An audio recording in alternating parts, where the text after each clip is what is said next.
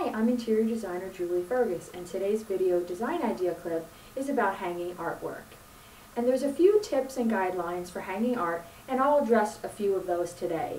The most important thing is the top of the frame. That should be mounted between 72 to 78 inches. That is the ideal height for an average size art piece. Now that may vary depending on the shape of the piece and the size of the piece. If the piece is smaller, it will probably be mounted lower, or if it is a large vertical, the height will probably be higher.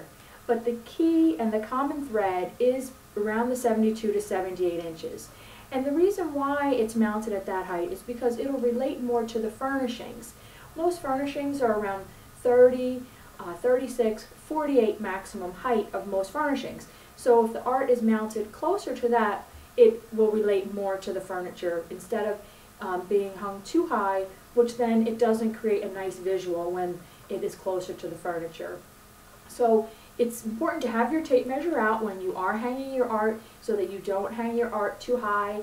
Sometimes people think it seems like it's too low at first, but when you step back and visually look at it, it is best to have the art lower. So please follow that as a rule, and I think you'll have success hanging your art.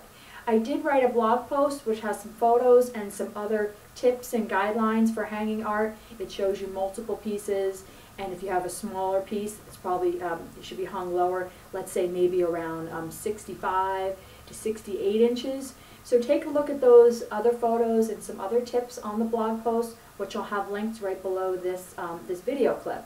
And if you have any questions or some major challenges, email me and I'd be happy to help. So check on my website at juliefergus.com for some other blog posts, and I'll see you next time.